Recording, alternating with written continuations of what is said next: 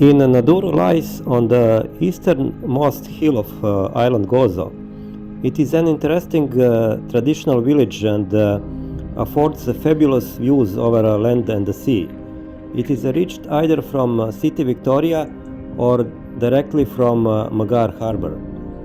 As you can see, the view is amazing, and from here you can see a wonderful blue lagoon and port of Mgar. This small but excellent promenade with apartments overlooking the sea is worth of visiting. Although this city is not on the route of hopped-off buses, we decided to visit it from the City Victoria by local bus, and even local bus driver was surprised because we are going there and asked us few times if we are in a good bus. The village has its own maritime museum, a naval treasure trove from the time of the knights through the British era to the 20th century. Island Nadur is also renowned for the enchanting green valleys and peaceful bays that surround it.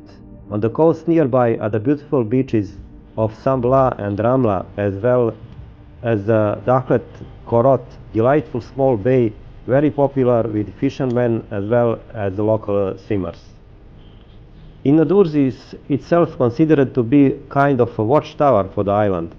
The name of the village derives from the Maltese word nadar, which means to observe, to keep guard. Certainly the highest point of the village offers some of the most spectacular views in Gozo. Here stands the tower built in the 1848 by the British, but not for the defense, but as a telegraph link between Malta and Gozo. A new Maltese botanical garden surrounds the tower.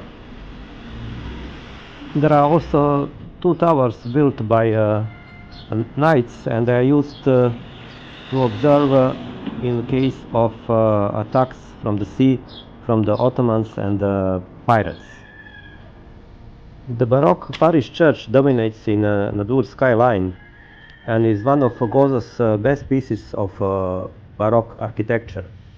The church is dedicated to Saint Peter and Paul and stands majestically in the village square opposite of the old stone cross.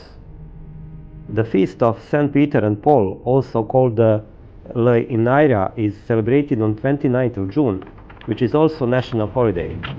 The feast name derives from luminaria, or illumination, and is connected with the start of summer.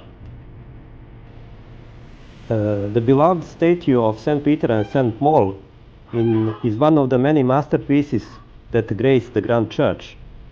On the Good Friday, a set of statues are taken out for the Holy Procession and the crucifixion of Jesus. In the morning of Easter, a statue of the risen Lord is also joyfully paraded.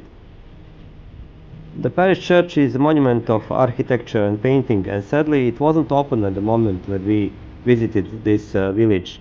Maybe the reason is the lack of tourists. The atmosphere in this small city is quite unusual.